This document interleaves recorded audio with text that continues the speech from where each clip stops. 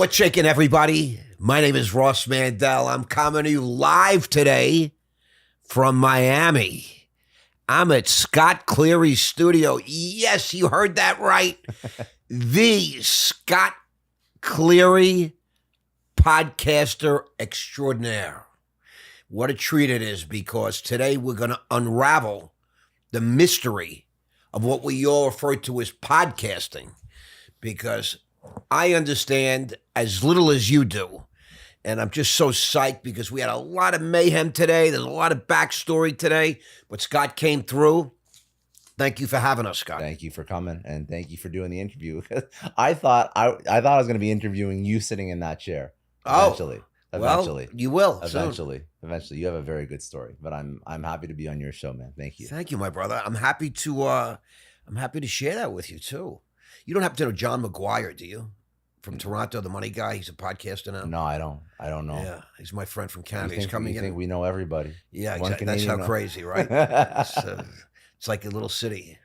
That's so funny. So, I know you're Canadian by birth. Yeah. Toronto, Ottawa. You went to school for like law enforcement, right? Mm-hmm. Pre-law stuff, legal stuff. You get out of university. You're still in Canada. Yeah. You love playing hockey, right? Growing up, you're an athlete, former bodybuilder. I mean, look at this guy's a stud, 6'2", 230. I used to be bigger too. I believe that. I used to be bigger, but then I realized that after a while, if you're really into working out and bodybuilding, you kind of slow down when you realize you want to live a long life. So you don't have to walk around at 260, 270 your whole life. It's not. People don't understand what it takes to bodybuild, especially with the food part. Yeah, it's a lot. Oh my God. It's a full-time job, boys. The sleep, the rest, the sets, the training, the warm-up, the Well, you interviewed the guy who runs Olympia. Yes. So you know all about this. Yes, I do. I used to bodybuild when I was young, and I'm a big fan. Dan Solomon runs Mr. Olympia. Yeah. And I've had Steve Kuklo in my studio. Yeah. Stevie's a big New monster. York. Well, no, he's in Dallas, actually. Oh, he's Dallas. Okay. But he was number, I think, 5 or 6 in the world. He's a big guy. Won the Arnold a few times, yeah. Huge guy. When you see a pro bodybuilder in real life, it's like mind-boggling how big they are. Like, I don't think people understand it. They don't get it. Because you'll see them on TV if you ever, watch the Olympia. But when you see them in real life, it's like, how is this person a real person? You know what it is? I think you're so lean. Yeah. And there's the illusion of bodybuilding. A lot of it is illusory. But Stevie happens to be 6 feet, 300 pounds, with like 4% body fat. Yeah. I actually made him take his shirt off in my studio.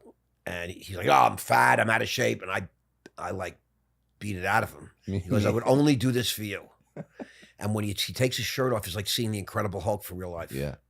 He's a giant and it's beautiful. And he's so embarrassed that he's out of shape. And you can't see where you could peck 1 inch of fat off this guy. But in his mind. Yeah. I mean, like, listen, these guys are pros and competitive, but I think that a lot of bodybuilders have body dysmorphia. I get it. And I think that also, listen, you talk to any pro, they also say that you shouldn't be jumping on a whole bunch of gear if you're not going to take it seriously, because that's just going to shorten your life.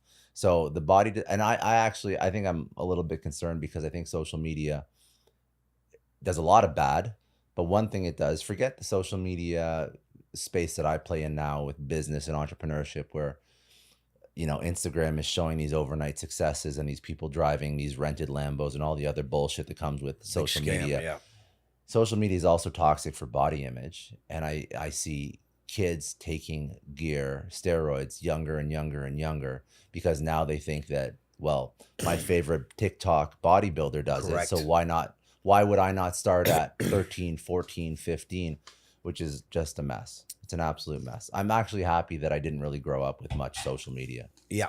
I mean, I'm not that old, but it was like, I was growing up while Facebook was starting. I didn't grow up with TikTok, and I think that it's toxic.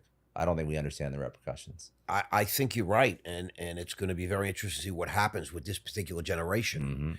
Mm-hmm. It's the first real generation experiencing this, and I'm scared for them. I think they got a lot of problems. A lot of these kids are growing up with the fantasy of social media. Yeah. A lot of fantasy. And then you have things like the Pornhub and the OnlyFans, and they say pornography is killing men, killing relationships. And then you also have super easy access to porn. You have body dysmorphia. You have illusion of what success looks like and how Correct. easy it is to achieve. And then also this whole generation, I'm not even old and I sound like an old fuck just because I'm the way I'm speaking, but I'm Right. serious. You have this instant gratification. Anything you want, you can get immediately. And I think that I interview people for a living. This is what I do now. And the one thing that is a common thread between every single person I interview, and I'm going to hear the same thing from you, is you got to find a way to stay in the game long enough and stick it out long enough till the point when you can actually become successful. It doesn't really matter what you do, but if you find a way to stay in the game long enough, you'll find a way to become successful at it. That is the exact opposite thought of somebody who's young and growing up. I get it. Because they get food delivered immediately, they get Amazon immediately, they get movies without driving to the Blockbuster on a Friday night, Everything's instant. and everything's instant. Instant. I'm So- uptight when I have to wait 7 minutes for an Uber. I know. Right. On the way Spoiled. to the, before this, you're trying to figure out another studio, and that's how we Right, ended right, up right. here. And I ended up driving, and I was pissed off because I was going to take an Uber, and the Uber was a 14-minute wait. And I'm like, no way should an Uber 14 ever be a minutes. 14-minute wait. What are you talking about? It's an outrage. It's an outrage. How warped are our minds? It's So- and imagine you're right. When you grow up like that, you Yeah. expect it.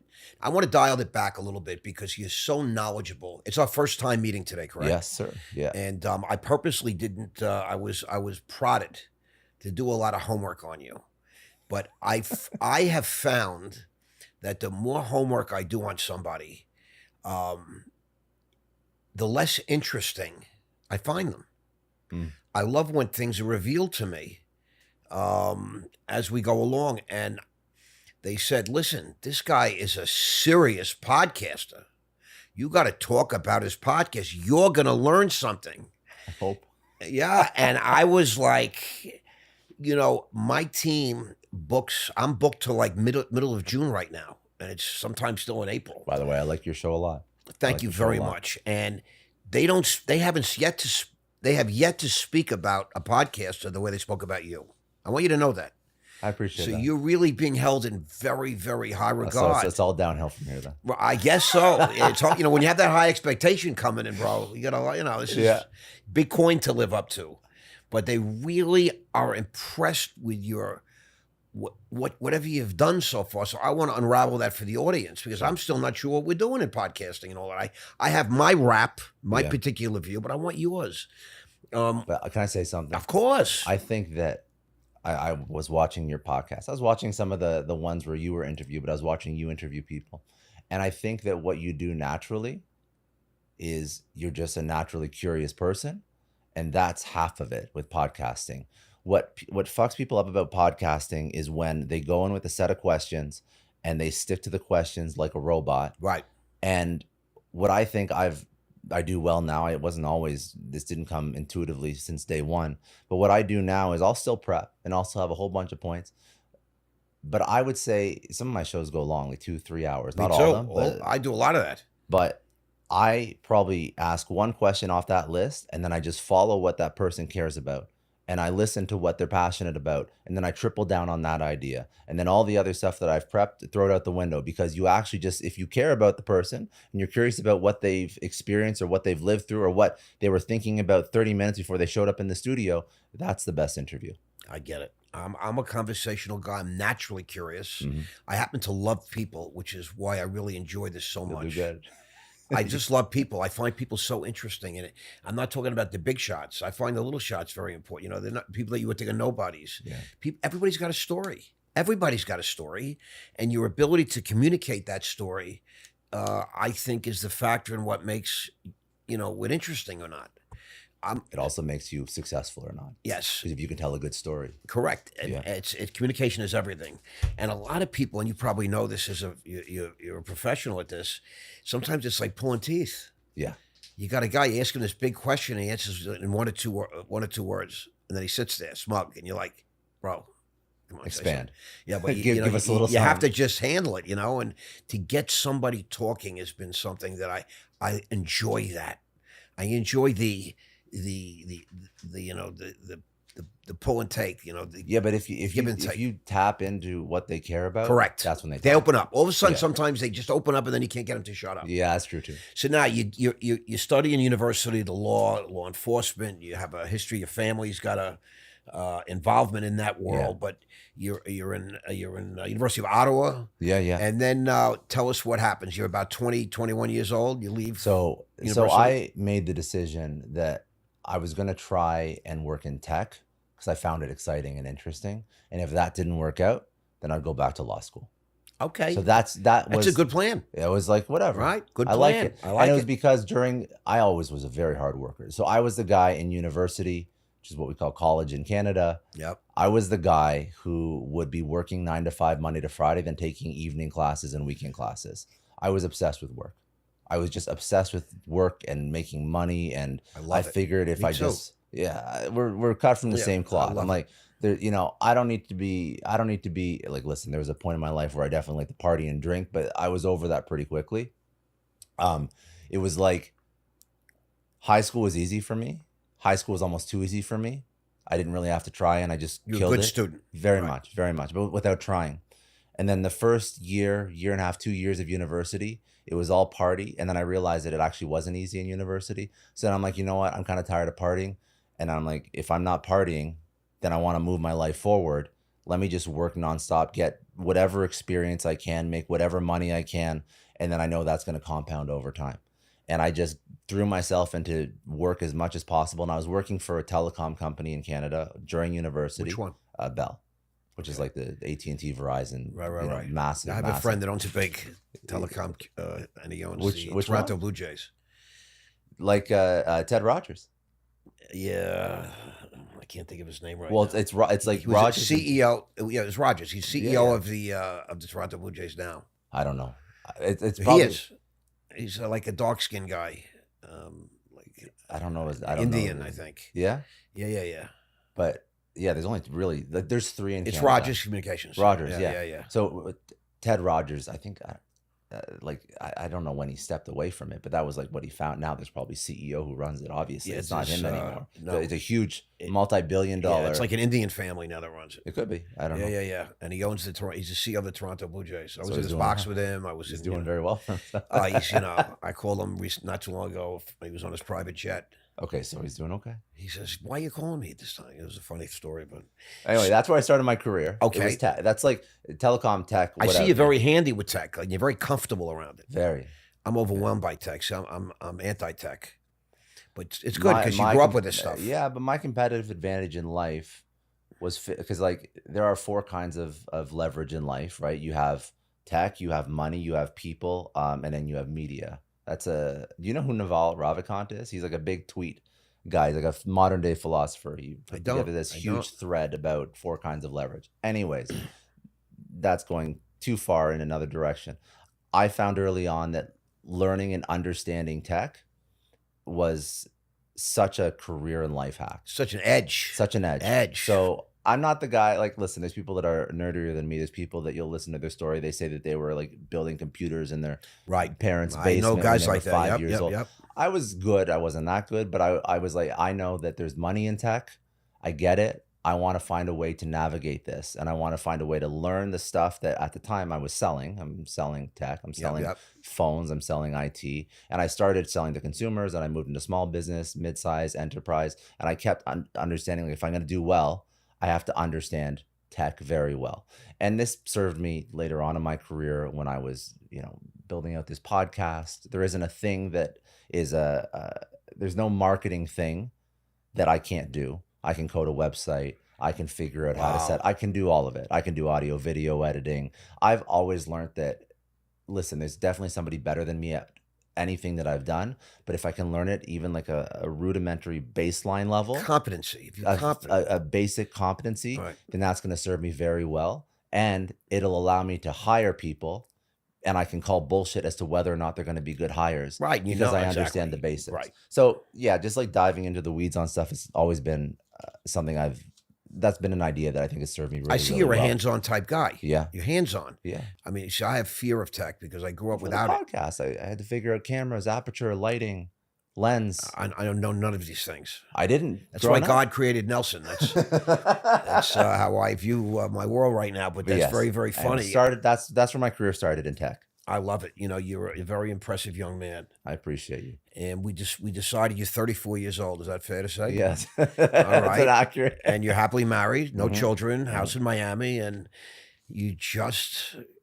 closed on a beautiful place in Dubai. Yeah. I mean, what a guy you are.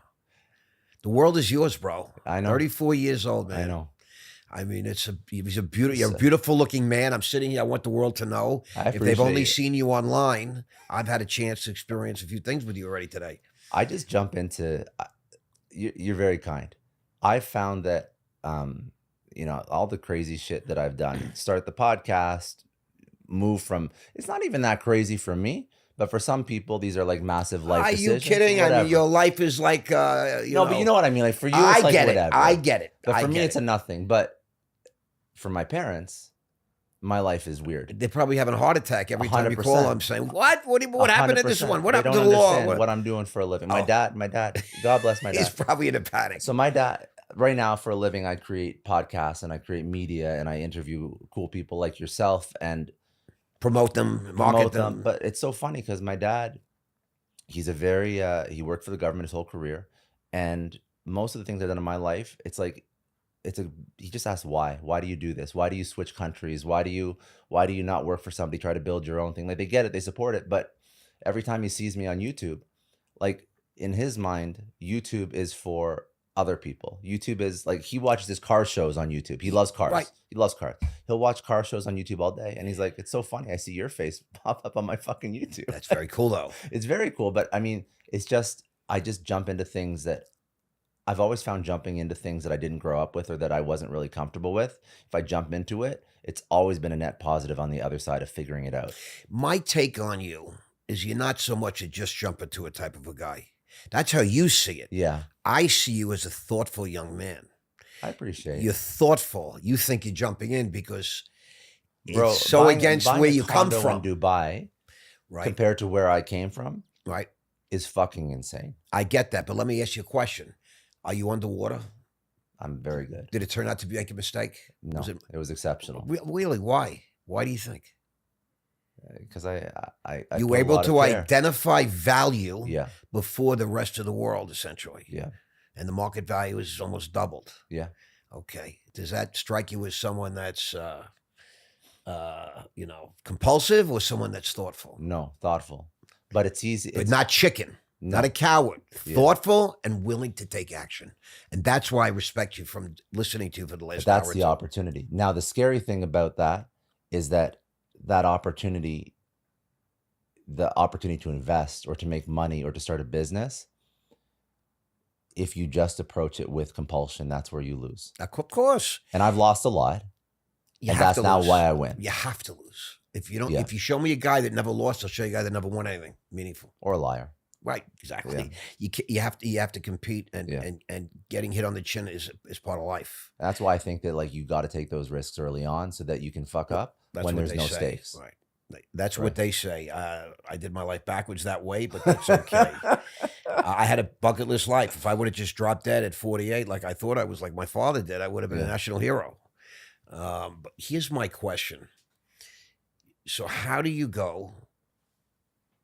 You're working for Bell. Yeah. You're in that business, and keep taking us forward. I'd like to Okay. understand the timeline so everybody So- can understand you're just a person, you're a guy, Yeah. and you're telling an honest story Yeah. about So I'll how- tell you. So there was sort of two more transition points in my life. Left Bell Okay. for a smaller telecom in Canada still. in Canada that was acquired by private equity. So I saw that transaction happen, Interesting. and that was my first light bulb. Like a realization. Yeah, I Yeah. get it. After that, I was dead set on being an entrepreneur, and I've tried so many things that have not worked. And the first version of entrepreneurship was consulting. And being a consultant, I hated it. Did a lot, but landed at one company that was a broadcast software company. Okay. Joined the co-founding team. It was an older company, but joined the co-founding team as chief revenue officer and led that company through an exit. Nice. That's when I started the podcast, because I was thinking, first of all, the reason why I even joined that company at any point was because I saw the first transaction take place and I understood the concept of ownership and equity and exit and all of this. That's my whole life story right Yeah, there. I know it is. I know, but I didn't come from any of this. I I didn't come understand. from any of this world I at didn't all. either. Yeah, yeah. I just sort of stepped into it when I was stoned and I kept with it. And I've always been somebody to, it's funny you say that I'm thoughtful. I'm very thoughtful and I have a high level of self-preservation. So even when we were building the company that was eventually acquired, I started the podcast while we were building that company because I knew that eventually we were going to be acquired because the acquiring company was a big broadcast hardware company called Grass Valley. Okay. Um, You're still in Canada. Still in Canada. Okay. And you started the podcasting in Canada. Yeah, in Interesting. So I never would have known that. Yeah. How many And, people know that about Scott Cleary? Not too many people. I don't know. You'd be I don't know. shocked. But right. I saw that the company was going to acquire us because they were doing due Interesting. diligence about a year before they actually pulled the trigger. Right. So you're on the inside, like Of of course. this. So I'm like, okay, so this period of my life's gonna be over. What's next? And I'm at this point, I'm responsible for marketing and sales and basically everything, all commercial activity. You're is doing my everything, and yeah, of course. except you're not going to benefit like everybody. Exactly. big way. So I'm like, how do I build a brand around me so whatever I do in the future, I can You can have your own exit. exactly. I get it. I have my own audience. I can take that audience that I build and I can start a new company. What year was this? So this was end of COVID. This was when did we move down here? 5 years ago. So 2019, 2020. So you're only podcasting, let's just say 6 years. Yeah, exactly. Okay. I didn't know that. Yeah. That's great. Yeah. They talk about you like you're podcasting for 35 years. No, not You know what I'm 35 saying? years. But you understand the point? I'm not Joe Rogan. I Joe mean, Rogan. So there's if I would look at podcasters, there's kind of like different tranches. So I'd say Joe Rogan, it's about 14-ish years ago. Mhm. Tim Ferriss was an OG. There's John Lee Dumas with Entrepreneurs on Fire. That's a big one from a while back. And then there was like the Lewis Howes School of Greatness. There was Tom Bilyeu, Impact Theory. I think Chris Williamson came slightly after them, around the 7-8 year mark. He does Modern Wisdom.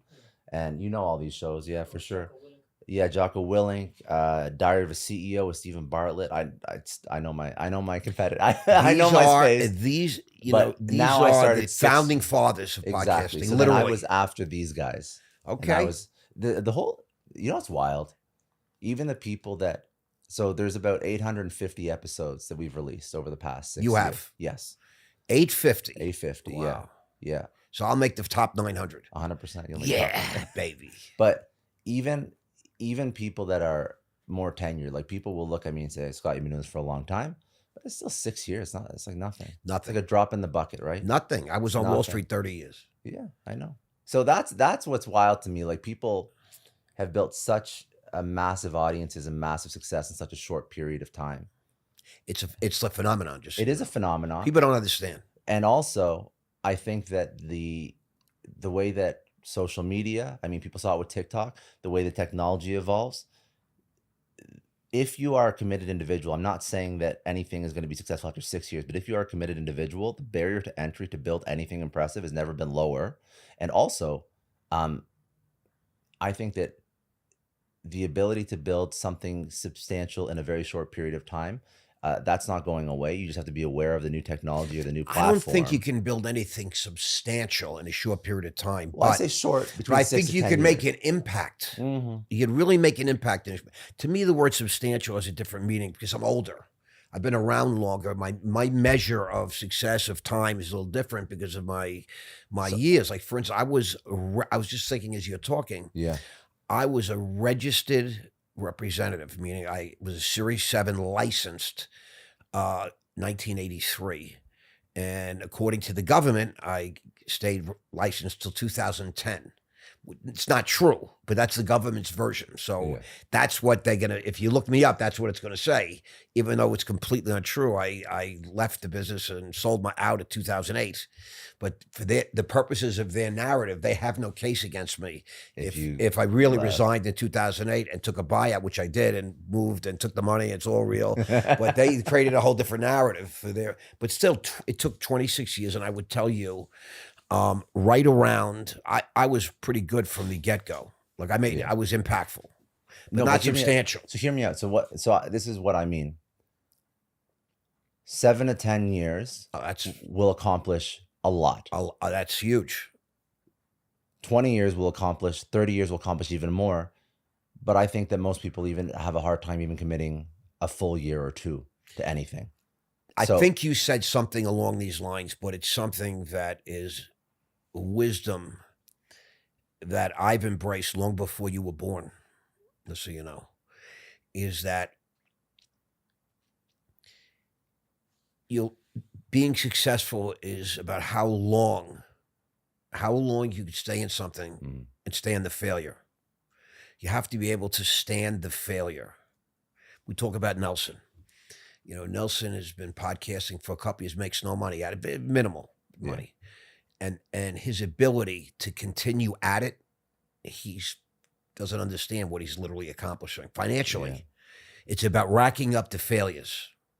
How long, it's Henry Ford said, the definition of success is being able to move from failure to failure. I love that quote. With no loss of, passion. It's tough, and this brings us back to that first point about how everyone wants instant gratification. Instantly. And it's going to fuck up everybody's perception of success. It's going to fuck up everyone's perception of time. Right. And keep in mind, like, podcasting is probably one of the hardest things I've ever done and ever built. Let's get back to this now. So I want to go back to Canada. You decide, you're looking at this exit, you're helping manufacture it. I mean, you're involved in all the sort of intricacies and details of what has to be done at that point in time, and you're understanding the value of an exit, right? Right. So you can't have an exit unless you build. I'm trying to teach it to these boys, but How else? but you're still in Canada. Yeah. But now you decide to do something called podcasting. Yeah. What did that mean to you? Like, what did you do? What's your first episode? What did you do?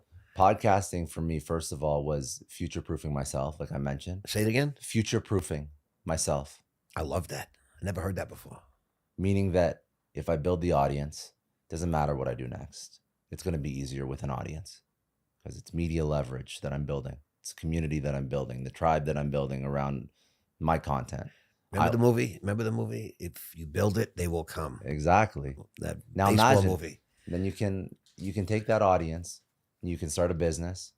You can take that audience. Then if you don't want to start a business, you can go join a company and they're going to find you more valuable and more hireable because you come with an audience that they can tap into that they don't have access to. 100%.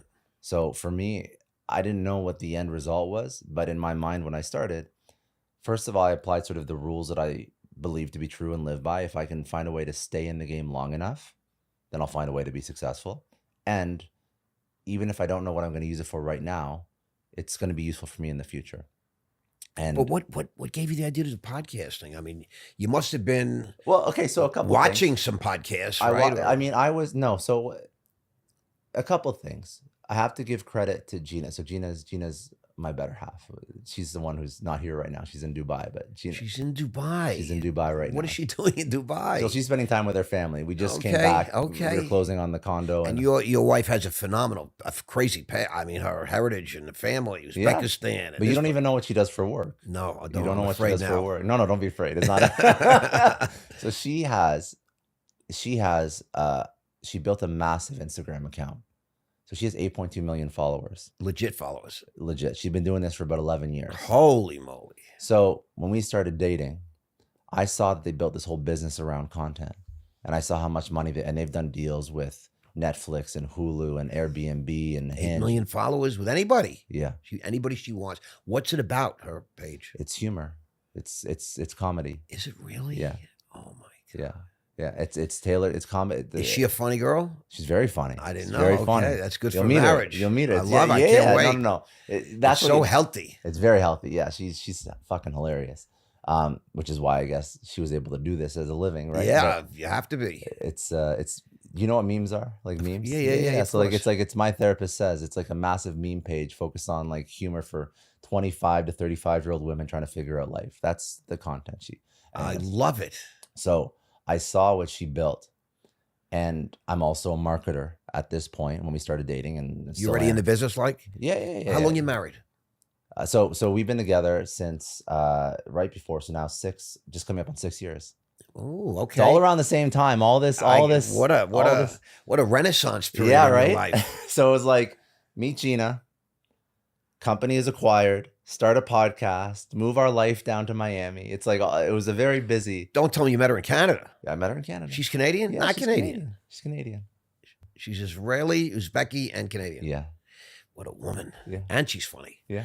I mean, what the hell? Hopefully she's good looking too. She is. She's beautiful. I had a feeling. I had a feeling. So you now are. But the point is, so I'm a marketer doing my job, and I study marketers all day. I study the Gary V's of the world. She has a lot of influence on me as well because we're together. I see what she does for a living. Of course. So I'm like, okay, content makes a lot of money. Let me find a way, and it also makes a very loyal audience. Yeah. So let me find a way to take what I care about and create content around the things that I'm living every single day. Then let it go and you find your audience. And that's where the podcast came from. I get Because it. I could have done anything at that point. I had no social when I started the podcast. I had killed Right. my social accounts. I didn't have personal social.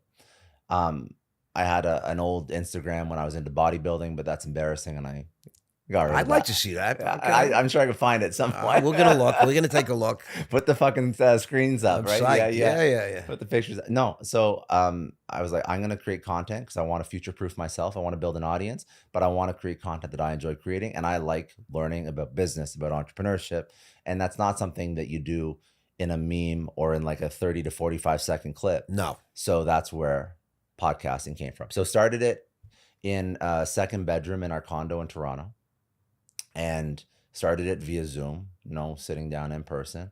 And I'm also, What does that mean? Zoom? What do you mean? Oh, all remote. Yeah, all remote, like podcast. remote, yeah, The guests remote. all came in remote. Yeah, Okay, remote. got it. And I'm a sales guy. Sales and marketing has been my career. So I'm cold emailing people. I'm cold emailing people that are way too famous for me at the time because I just started. Right. And I got, and I know all the cold email, like, you find the person, I can find their email address. I write the subject line. I write the right copy with the right CTA, get them excited about what I'm doing. And I got Anthony Scaramucci and Guy Kawasaki and Grant Cardone in like the first 15 episodes or something. Like Wow. very, like Serious guys. too early on. Yeah. Because I was scared shitless. You didn't know enough to really get the most out of it. Yeah. But the point, and I've But actually look what you accomplished. yeah. So then book those guys, and I'm like, listen, I know how to book great guests. There's proof right there. I know how to market because I've been doing it my whole career. Let me figure out the audio video editing, download Premiere and Right. learn that stuff myself. Because I could have hired immediately. Now I have a team. Could have hired immediately, but like I said, I like to learn the stuff first. So then if I hire somebody, You know what you're doing. I know what I'm doing. I know what they're doing. You know what they're doing to you. Right? Yeah, exactly. And I just started recording and posting it everywhere, and long form audio, video podcasts, turning it into clips, turning it into a newsletter, and just rinse and repeat. I love it. Now let's go back to Gina now. How did you meet her? I met her in Toronto. How? I DM'd her on Instagram. I slid into the DM. You saw her picture? Yeah, You no, saw a I saw page? her on a dating app. A dating app. dating app. All right, now we're getting somewhere. Which Yeah. one? Hinge, I Tinder, think it was Hinge. Match. No, I think it was Hinge. I saw her on Hinge, and As long as it wasn't her OnlyFans page. no, OnlyFans All right. didn't exist back then. All right, I have to ask. OnlyFans Well, didn't 8 million followers. Maybe she's got some Not secrets. those kinds of followers. All right, maybe I'm a follower. I'm just playing. But this is a great story. So No, you met her on a dating app. No, I didn't meet her on a dating app. You saw her on a I dating saw app. her on a dating app, and I've told this story before, and I always make fun of her for it. So she's one of the girls on a dating app that only had her Instagram handle in her bio. And what that means is that girl is using the dating app to collect Instagram followers. Really? Yes, that's 100% what that It's means. so smart, bro. It's very smart. Very smart. So I've I'm never like- heard of these kind of things. So I'm like, I'm not waiting for her. I'm not waiting for her to connect with me because I Good. know the game she's playing. So I went to Instagram and I slid into the D. I can't remember what I said, the first line, but It was clever. it was clever. It was cute. It was cute enough that she Checked she you out. responded back. Yeah. And And she then- must have seen a bodybuilding picture. So I'll bang that. No, guy. actually, I had killed my Instagram Okay. with most of my pictures, and it's actually so funny because she doesn't like dogs. She's not a fan of dogs. I think that's some like Interesting. overseas Okay. trauma. Something happened. Wherever she grew up. Right. Dogs are not a thing like they are in the US. And at the time, I don't have that dog anymore. When I moved out of We my had to parents' kill place, off the dog. I didn't kill off. I'm playing. I immediately got a husky and a German Shepherd the second I moved out of my parents' house when I was young because I wanted dogs so badly. And you picked two of the most scary looking dogs in Exactly. the world. Now, those dogs are with an ex, and the ex took the German Shepherd, and the husky. I was living in a condo in Toronto before I met Gina, and it was not a good environment for the husky because I was working nonstop. I understand. I get So it. I actually had to give it was very sad. I had to give the husky away to like a family that had like a whole bunch of farmland and acreage. That's nice. It was good for him. He was very happy. Probably had a better life. He's definitely then living in a condo when I'm working 10 hours a day. Correct. Huskies are not meant for condos. No. Anyway, so the only pictures I had on my Instagram were pictures of me and the dogs, which I thought at the time would like get me girls. Of course. 100%. Very good marketing move. And then the one, Generally the speaking. one girl that I want, she can't stand Because dogs. they serve dog in Uzbekistan. And well, I think in Uzbek, is that true? It's very possible. I thought it was one of those places where if you meet a dog, like there's a good chance that it's a wild dog, and it's going to come after you. Either or. That's why they eat them. Either, yeah, maybe. You I don't know, know. I Either or. She's not a fan of It dogs. tastes like chicken. You know? You know what I just tried for the first time in Dubai? Tell me. Camel. Camel. Yeah, that's a big thing. You know, I had It tastes like beef. in Egypt, Yeah. I had pigeon.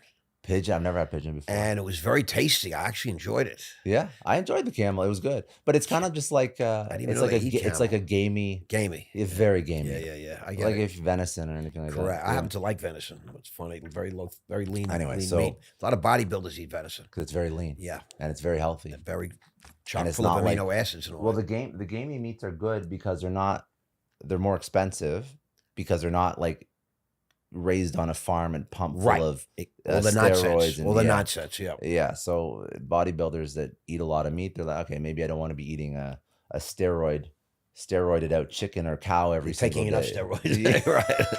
Right. So let me I at least get get some clean food through I love it. Anyways, so the dogs did not help. However, she thought my personality was good enough to compensate for the dog pictures. And So then- she responded to the DM, yeah. and then what happened? Remember? I mean, we started talking. We You hit it actually said, off. "Can I call you?" No. We were texting back and forth first. What's Texting. with this texting business? I don't know. I'm I on don't this know. dating app, and so we say hello on dating app, and I just give my phone no, number. no, we And the girls are like, "Well, they want to text." I'm like, "I'm not." They want to interview me That's on a like, text, and I'm like sitting like this. I was like, I can't do it. I don't know. I don't know why that is. I don't have a good. My answer for generation, that. we didn't have I- text. We called 100%. people. Now it's like invasive if you call somebody. I call people. They're like, "What's wrong?" I know. Like, "What's wrong? What do you mean? Why are you calling me?" Now gonna I've say come hi. full circle because it's just easier to call somebody because you get more shit Yeah. get more shit done. Exactly. When you text somebody, like there's so much context lost in a text. I get it. And you can say something that is not meant to be interpreted the way that it's interpreted, and all of a sudden it can ruin a whole relationship because it sounds passive aggressive or angry. It's just or I don't. It's just such a. It's Anyway, just it's, so we it's started a cold talking. way. We started. It wasn't like we were texting for like a year. We were texting. Right. We were like loving like the vibe and the banter. She's She's funny for a living. but she's attractive. Yes. Because if she was funny and ugly, No. you would not have DM'd her. I don't like to think. Yeah, it's I'm probably, sorry. Yeah, it's you're a probably good-looking true. man. It's not like you're It's probably- desperate it's for a probably- date. No, you no, know. no, she's funny and attractive. Yeah. Well, I mean, that's an Um, amazing. I with 8 million followers. Yes. I'm in. And she's entrepreneurial. She's smart too. Oh, you think? Yeah. You think she's smart? But listen. If you're gonna find somebody to spend the rest of your life with and marry, like you gotta. I did. Well, I did. I thought I did very well. My choice exactly. So then I we said- actually was in the market for looking for not just a companion for me, but a mother for my children. I So decided. that's what you should be looking for. Right. I didn't get married till I was 41. I had my first daughter at 42, my second at 46. And I looked back and I said, wow, I picked well. Very important. Very important. Time tells a lot. Time answers a lot of questions. Yeah, because why do guys date? They get infatuation with the looks and they don't care about the personality and they don't care about, what are our goals as a couple? What are our financial goals? Common goals, I was Yeah. told by my psychiatrist at the time, is the most important thing. I said, why? He goes, it doesn't matter how intense attraction is in the beginning. Everybody feels that. Yeah. Over time, it's going to fade. Of course. Yeah. And over time, he goes, the closest of people are going to, at times, drift. But if you have common goals, you're drifting in the same direction. Mhm. And it's very easy to reconnect at any time. But if you have different goals, you're going to drift one way, she's going to drift another way. Yeah. And then it's a big problem. So it was very important. I, uh, I really was very selective on who I was with. I was too.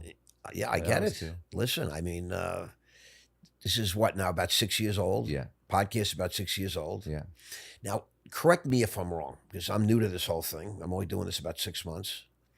And Can I tell you something though? yeah, please. If you've done more than 10 episodes, you're already in the top 1% of podcasters. Right. Isn't that funny? So I've done like 50 or 60 already, I think, right? That's not Nelson? that new. Is that right? But in 5 months. Yeah. Yeah, between I've been You're on cranking them out, but that's a lot in 5 doing months. 3-4 a week almost now. Good for you. Yeah. When he's telling me to slow down, it's Do you see the growth? Is it working? I do see it. I'm starting to understand the game. Yeah. I'm understanding it, but I was told, and I believe this to be true, there was an anomaly, a once in a lifetime kind of thing that occurred that really helped explode the development of the podcast as an industry, as a thing, etc. And it's been, I believe, world changing. It's part of my evaluation as when I put my stock market hat on. Something called COVID, the lockdowns. We were locked down almost immediately after we started dating. Right, from March 20, Yeah. the lockdowns came in, and people stayed locked down for almost 2 years, right? A year That's and a when I half for started sure. the podcast. Right. And so a lot of things happened because people were home. They were tired of listening to the bullshit on television where they could tell everybody was already lying. They were getting angry. They had a lot of time on their hands. They couldn't go to certain stores, supermarkets. They couldn't go out. They couldn't do things. They were ordering everything from home. Yeah. And they had a lot of time to play on their computers, their laptops, their tablets, and their phones. And they found interesting podcasts. And everything blew up. Is that fairly accurate? Very accurate. Assessment? Very accurate. Podcast, if you look at downloads, have dipped post-COVID because not everybody's sitting at home all the time. No, I can't even imagine. It's not even close. But yeah, it was a very good time for podcasts. Yeah. Very good time to start one. It's a very good time to have one. But then I don't want to say that. And digital sales, online Yeah. sale. Everybody was sitting home ordering shit because they were bored. They were Yeah. trapped. I mean, I remember I got out for a brief period for 8 months. The BLP let me out, put me in home confinement. And I said, let me be out. I want to go to the gym. The gyms were closed. Yeah. So I said, damn, let me order some dumbbells, right? You couldn't get them. 8-month wait, 7-month wait, 6 Yeah. what? To Yeah. get dumbbell, 25-pound dumbbell. I lucked out and I found a home gym that was about 40 years old that somebody was selling on Facebook Marketplace for way too much fucking money. And I'm like, I'm going to go crazy if I don't get Right. something. So I just bought it. And they Interesting. dropped it off. Because Canada, part of the reason why we moved down to the US, we could have moved out. Like we worked remote even before COVID. So it really wasn't like we had to be in one city. But yeah, Canada was locked down longer than New York and California. Wow. We were locked down a very long time, and we were just sick of it. And I have to be grateful because Canada has given me and Gina and like us a lot. But for us, we were tired. I mean, The whole world was tired, bro. The whole world was tired. It was all Yeah. bullshit. We know that now. And that's, I think, what prompted our decision to move down to Miami and Florida, because we're like, listen, taxes are great. Weather's great. By the way, like, keep in mind, we were in Toronto during COVID, and cost of living in Toronto, like this is what people don't understand about Canada. And this is not a political podcast, so I'll leave those views aside. I'm not a fan of Trudeau. I get it. But- I don't know who is right now. Well, he's gone, but his Right. replacement's not much better. But the point is, like, cost of living is expensive, and salaries aren't in line with the cost And the of tax, living. the And taxation is taxes- nuts. The taxation is higher than any state right? in the U.S. Nuts. It's nuts. So then everyone says, well, you get free healthcare, but the healthcare also is like a significant waiting time. Shite. Yeah, It's not. shite. It's not great. I'd rather be able to pay when I have an emergency. Correct. Because I don't want to wait 6 months to go see a specialist. Anyways, so that aside, weather is much nicer. Taxes are lower. You can do business from anywhere. and we moved down.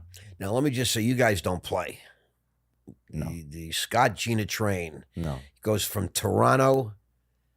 You don't go to like Charlotte, North Carolina. You don't go anywhere in Middle America. You don't go to Boston. no. You come straight to Miami. If we're gonna do it, we do it right. I mean, this is Yeah. a serious type statement. Your parents must have been freaking up for weeks not You know, sleeping. it's so funny. Yeah, they are. I Until we can't moved down here. imagine. I Until we can't- moved down here. You know how many times so Ottawa, Toronto, 5-hour drive, about an hour Oh, flight, yeah. right? So keep in mind, my parents are in Ottawa. We're in Toronto. You know how many times they came to visit us in Toronto versus how many times they come to visit us when we're in Miami? Tell me. Maybe once in Toronto. Now like 6 or 7 times. Oh, down what, here. what a strange. I'm shocked. Ah! You know, one thing, if you live in Miami, you're going to have plenty of visitors. That's why we got the house. We got the guest bedroom. Right. Gina's family comes visits. My family comes visits. Like When I bought my house in Boca Raton, a lot of people were saying, why Boca Raton? You know, you could live anywhere in the world. I said, well, Stephanie wants to see her family. I said, where's that mean? They live in the Bronx. I said, yeah, but you know, if you're in Boca Raton, the whole Bronx is coming. 100%. And they 100%. You need came the- and you they need the space, came. you I need could the get rid of room. them. Yeah. I had to keep buying bigger houses because the family kept moving in. And listen, It was unbelievable. yeah, exactly. It was, you know. But yeah, so we did Miami, and it's been great, and especially for like, Now, you know, what year was that? What year did you come to Miami? so now we've been in Miami coming up on 4.5 years. It's so weird to me because COVID screwed with my perception of time I completely. get it. Imagine if you were in prison for 9 years. Yeah, COVID is completely. So we were together just over 2 years before we decided to move down here. Okay. And then we moved down here. It's been good. And did you move into this house right away? Or No, we did a condo first, and then we moved. You into bought a the house. condo, you rented one. Rented. Okay, smart guy. See, I want everybody to listen to decisions this man makes. Mr. Fly by the seat of his pants is one of the most thoughtful men I met. You're very thoughtful. real You're very estate- calculating. You're very. very intelligent. Thank you. Um, I also don't think that South Florida is a good place to invest in real estate. So keep in mind, it was the best. yeah, in like 2009. Well, how about when I was brought down here in I the know. 80s? Oh, yeah, Steve Ross, the owner of the Related Companies, Yeah, used to own a bar restaurant in Soho. It was a chic spot in Manhattan. yeah. And I can't think of the name, but it was called the Green Street Cafe. I think that was the name of the place. Either way, they used to have these wine tasting things on Sunday. Yeah. So whenever I had a girl that I really liked, that on one date, maybe I took her to dinner, but I really wanted to impress her, I really wanted to get with her, you know, that kind of thing. So I would ask her for Sunday brunch, and we go down to Steve Ross's place, and they call flights of fancy. You know, taste the wines of the Riesling Valley, the Yeah. German wines, or from the French region of Loire, France. And I'd be like, hey, look, they have this wine tasting, and then Steve would come over, you know, the owner of the place, and he would say hello to me because I was a stockbroker, I was very well known, and I was on the come up in a big way, and we were doing a lot of IPOs every week, and Yeah. guys were making money, and everybody wanted a piece, this and that. And he'd be like, hey, Ross, you know, we got this specialty on the German wines. Hi, what's your name? Oh, you know, I'll bet you like wine. What a treat I had for you guys today. And I'd be like, that's the owner, you know. This is Steve Ross, the Yeah, yeah, $20 I know, billion I know. guy I that owns know. Related Companies. So eventually, you know, Steve approached me and a bunch of young men like me, flew us all down private. This is in the 80s, like 1985, 86, 87. And took us in a big tour bus, like came and picked us up at the airport, private airport. And we went down to, I guess it's A1A on the ocean, Mhm. Ocean Drive, whatever they call it. And we stopped at the very beginning. There was nothing there Jeez. except this gorgeous scenery, this gorgeous beach. I mean, magnificent. And right across where you see all those hotels today, there were burnt out shacks. That's what they're hovels, shacks. And we would walk through it, and there would be crackheads in there, junkies. There were shooting dens, crack galleries. Disgusting. Yeah, I didn't even want to walk with my nice shoes that I just bought for this trip. And the state or the city, I'm not sure which one, they were offering, if we would just take one of these properties, they'd give it to us for free, as long as we would sign against some sort of form of credit that we would pay for upkeep and taxes. These properties are worth billions today, I know. hundreds and tens of millions. And Steve Ross said, I want to buy this whole friggin' block. Can't you guys see? and we're all looking at the most magnificent ocean. We just came from New York. It's the middle of the winter. It's so nice, and so someone asked the magic question that you never talk about to a Wall Street guy. Steve, he sold us his whole vision, like we're all buying it. So, well, how long do you think all this is going to take? He said, 10, 20 years at the most.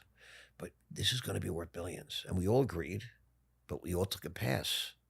We're short-term guys. Yeah. We want to buy and sell and get paid by next month. Yeah. You know what I mean? And we move money and move money. And when we run out of money, we get more money. Yeah. And we just move money. We move money. We're short-term thinkers. And he bought all his property up. Good for him. That's where Steve Ross made the bulk of his money, his real capital. And I knew him when he was an innkeeper, and I was making 5 times what he was making. So, I mean, there's always those opportunities. There's Always. always those opportunities. If you can look out. Like I have a friend, he had a very big exit. Now he's buying Section 8. That's a huge thing, Section 8 housing. Thing. What Section city? 8 housing. I think Louisiana. Yeah, it could be any city, but Yeah. yes. All my friends that are real estate people, none of them invest in Miami anymore. No, it's dead. It's Ohio, it's Nevada, it's Louisiana. But you look for these opportunities. Even I tried to figure out an opportunity in Dubai, which is a You did okay. wild concept for that. Yeah, I mean, I wish I You did did more now okay. because it worked out. Whatever. Even the guy across the street from me, a really funny story. So he's a retired FBI, and he bought this property on a tip from a guy he was investigating. And the guy said, this area, at the time it was shit, garbage. I get it. He's like, you should invest here because it's going to do very well. And he bought his house, which is a detached home, not huge, but detached home for $40,000 or something like that. How funny is that? Yeah. And next door was like a crack house. Right. And he was, at the time he was active FBI. He didn't feel comfortable even living in the house that he just bought. Now, fast forward, I mean, this property in particular, this property is relatively small, 1,500 square foot home. It's on the market for $2 million. Right. I was going to say, it's location. Yeah. The thing is that with his violence, his opportunity. Yeah. Okay. So as a broker on national TV, the Secretary of State came on back in the 90s and said, we were advising American citizens to stay out of Belfast, Northern Ireland. The Christians and the Protestants were at war. People were getting killed. There was violence every day on the news. Stay away. We can't guarantee your safety. We advise you not to travel there. I got on a plane and I flew there. I became the biggest importer of American financial opportunities to everybody in Belfast, Northern Ireland. No one else is doing it. The guy that called on the phone just a few minutes ago was my partner from Belfast, Northern Ireland, still to this day. So you got to find that opportunity. Where there's violence, there's opportunity. When there's blood on the streets, buy. When it's shiny and nice and pretty, sell. When it looks great, dump it. That's if you can go against your emotions with investing, you'll always win.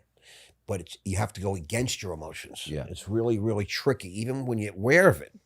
But let's get back to you now. So you and Gina make the move to Miami. Yeah. She is doing her comedy thing. Yeah. She makes a living at that, right? Yeah.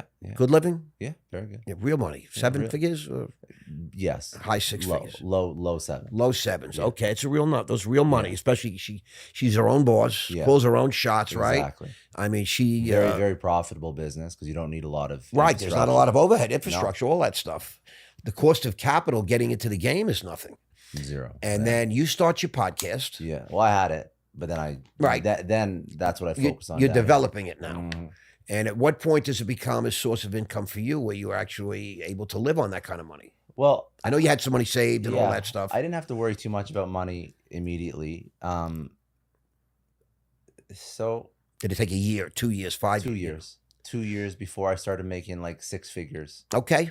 And how do you make your money from podcasting? Ads. All ads. I don't have a product or a service. What does that mean? Means that somebody sponsors this episode. They pay $40 for every 1,000 downloads that this episode gets. And who determines all these things? Well, you determine based on how good you can sell. Okay. You have your downloads. and you have a Now, we're talking to an audience that doesn't understand, so I want you to So think break about- down. so think what do about- downloads mean? downloads mean how many people listen to an episode of your podcast. Okay, and that's all. It's all analyzed, and it's these metrics are they're given to you right by YouTube and Spotify. By YouTube, by Spotify, by Apple, and They're then happy to provide them. you get them. You get them, yeah, and then because it's good for them. Exactly, and you're taking that, and you probably put together some sort of media kit. Okay. That shows all of your numbers and your demographics, and then you go sell. Who do you sell it to? You sell to Indeed or LinkedIn or NetSuite or HubSpot or Athletic Greens or Manscaped or Now, you were in the marketing business, so you know these things, Yeah. right? You didn't have to do too much research, right? You sort of No. knew it, and right? you look and there's technology that helps you, right? When I was selling enterprise software, there's always technology that helps you. Sure. So with podcasting, there's tools like Magellan is one where if you pay for this particular technology, you can see all the brands and which podcasts they're advertising on. And then you go find those brands, and then you go find the decision maker within those brands. And then you start running campaigns, you start reaching out to them, and you start saying, hey, I have a podcast. These are our numbers. This is our cost per 1,000 download, called CPM, cost per mil, cost per thousand. Right. And that's how and this is one way to monetize. Rob, I wanted so you can go to these different outlets, let's say. And you can also use pitch them. You can also use agencies. You can also Okay. use agencies. So you can use AdvertiseCast or Gumball or any of these agencies that will take 30 points, 30%. Okay. And they'll go sell your podcast. You didn't need that though. I did use them at Oh, the okay, beginning. at the I did beginning. use them at the beginning. You wanted to learn the game a little Of bit, course, right? Yeah. Okay. Now, Now, at what point? Now, what's the name of your podcast? Success Story. Success Story by Scott Cleary. Is You that got it, yeah. okay? So if we want to find you on, let's say, YouTube, Scott. That's it. You type Success Story Scott Clary, you're going to find it everywhere. Okay. Now, if I did that today, how many subscribers would it say you have? On YouTube, 326,000. That's a big number. Now, Good what about number. something like Spotify? I don't think it shows how many subscribers Right. that I have on Spotify. But it does give you a lot of analytics, correct? Yeah. So Yeah. between YouTube and Spotify, we do about 700, 800,000 downloads a month. A month. Yeah. And how many podcasts do you release every month? Roughly We try and do 3 episodes a week if we nail it. 3 a week. Yeah. Now, sometimes. Big stuff there. You know, I just woke him up. Hold on, I'm sorry, bro. Sometimes, Yeah. we don't hit the cadence that we want to hit. Of course, I get it. I'm just playing, but I just want to. I want the audience to understand. People ask me these questions, Yeah. and I can't answer them because I just Yeah. started. What do I know? Yeah, but you I'm have building to, right now. You have to give context too. So I mean, I have a full team and I have a machine behind it now, now. but we're going back in time, Going back in time, I was doing 1 episode a week because that's Okay. what I had capacity to do. and you were building up your subscriber base Yes. weekly, monthly. It took you Yes. 2 years to get to a point Where you where can you. monetize it, Right. make some good money off of it, And then YouTube sends you money too. Google sends you money. yeah. You can monetize through. That's all through ads. Whether or not it's you go and sell. When you go and sell an ad slot on a podcast, if you are good at sales and you can speak to the decision maker, you Mhm. can usually command a higher rate, Okay. right? You can pitch, and it's a sales Right, right. process.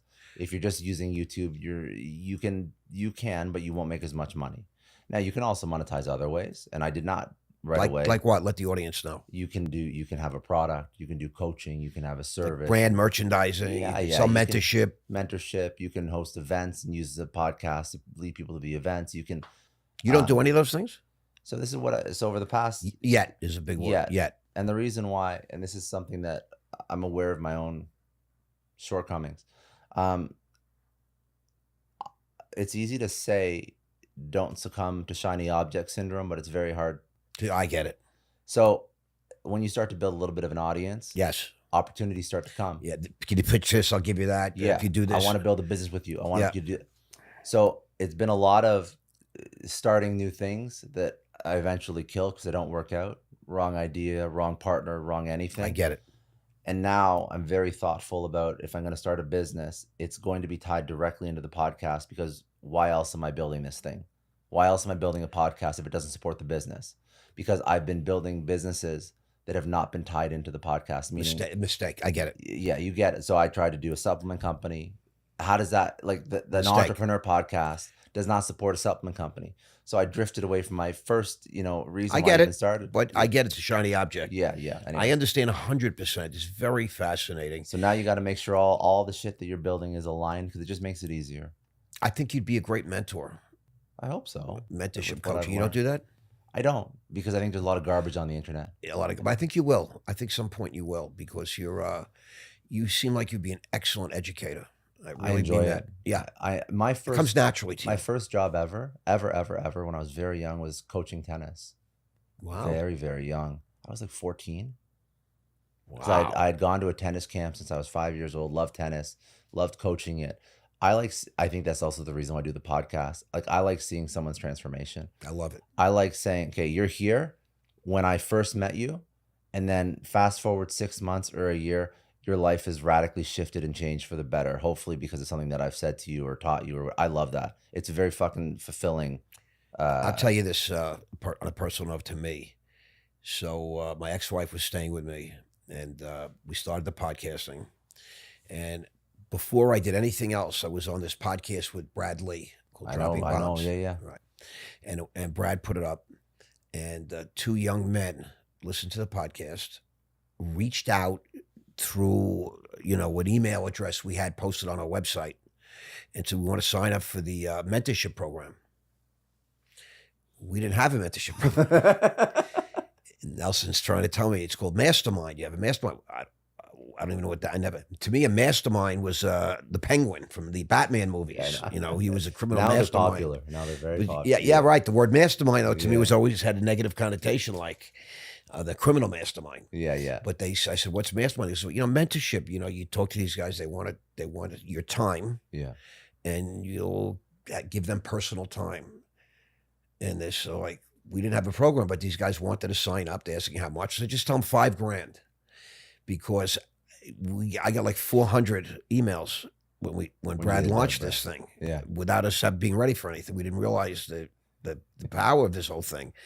And it was the most crazy thing. And so I said, just give $5,000, because I can't just talk to everybody. There's so many Yeah. people reaching out. There's got to be some sort of way to separate the wheat from the chaff, if you will, if you allow me that. And so I said, just charge $5,000. They give them 10 hours, and 10 hours, $5,000. That's not enough. You're Ross Mandel. It's not enough. I said, bro, we're just getting started. Let's see what it is, And we did these first two guys, and Stephanie is. We're married for 23 years. We have two beautiful daughters. We're best friends. She's my booking agent, all these things. She would sit and listen. And she said, you know what? You were meant to do this. You have just changed this man's life. Mm. Do you understand what you've done? And I'm like, I'm just being me. Like, I don't have some sort of like yet formal procedure to understand. And we just Google Meet everything, and everything's filmed, and they have access to that forever. They get their copies.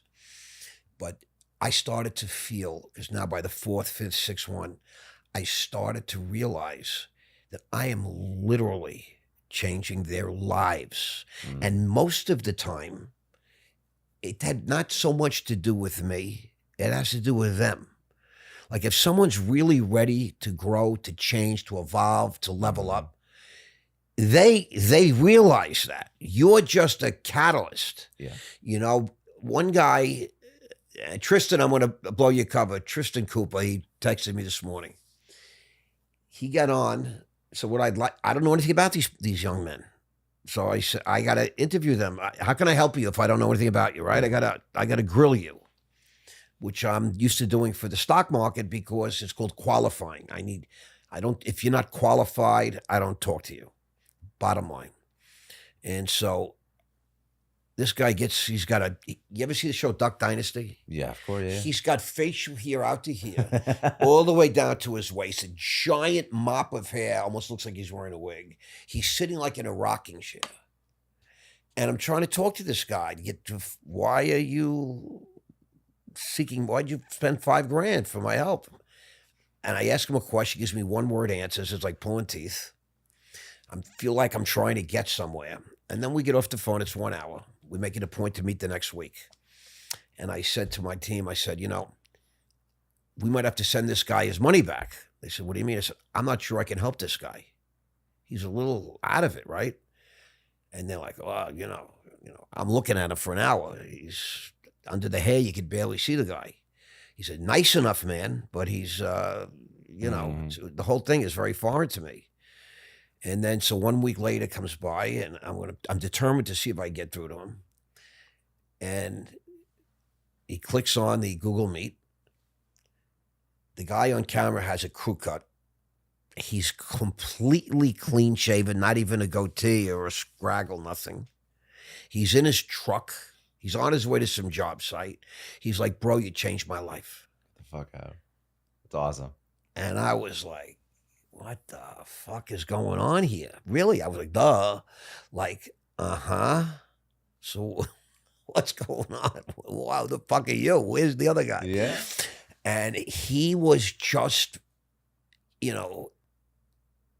itching to make a change in his life. He was something, it was all in between his ears in his life. And then he needed he just, needed to have someone to check in with, to say it's okay, and I'm going to help you, and we're going to guide you, I'm going to walk you through. And he just evolved, and now we're close friends. And he's just like, he's signed 2 multi-million-dollar jobs. He's a contractor. Yeah. And it's amazing a profound effect you can have just by being in somebody's life as a guide, as a man, there's a word in Hebrew, rabbi. Mm-hmm. It just means teacher. When I first went out on Wall Street in 1983, I said, give me some advice. Can you tell me anything? And they said, yeah, look around, find a rabbi. I'm thinking he's a religious guy, No, you idiot. A rabbi's a teacher, someone that's just been doing this for years, that'll let you talk to him and ask questions and help you avoid pitfalls. So I think you'd be excellent. I appreciate you. Excellent. And I think that I try and do that to some degree with the show. Yes. But yes, it evolves from the show. Yeah, it does. You'll find your target market, I believe, guys that will gravitate towards you on social media, on YouTube, etc. And then something about your approach, your persona, your patience, the way you express yourself, your demeanor, will attract them enough that say, you know what, I'm going to let him in my life. You're not wrong. Yeah. I honestly believe you could be life-changing for so many people, bro. Maybe a coaching program, that sort of a thing, because you got whatever it is, you got it. Whatever it is, I appreciate you got it. I'm going to share you. that with you. And so I have learned a good deal about you today. I hope the audience has as well. This is fun. You're a podcaster extraordinaire. You sell advertising. I'm so impressed that, and the way you put it, it's so, these shiny objects are so attractive. You got to be careful. It's so easy to just digress. But once you have your head in the right place and you become more thoughtful, then you know what to do. Yeah. And it's been a privilege. And I understand why my team said that we got to talk about podcasting, because you were able to break it down today in such a way that I've never heard. I want you to know that. And so now I have a greater understanding. And I really appreciate your time, your hospitality, your beautiful home. You can come anytime. Don't say that, because Nelson and I are thinking if we can get 2 beds in here. I got beds in the house. Well, I don't know. As long as Gina's out of town, we're cool. We got the house, But guys. she's funny. Yeah, she's funny. fun. What else can you ask for in a wife, I agree. Well, my wife is of everything you think of, but she's not funny. What a privilege that is, bro. What can you do? Thank you, bro. I appreciate you. Thank you, man. It was great.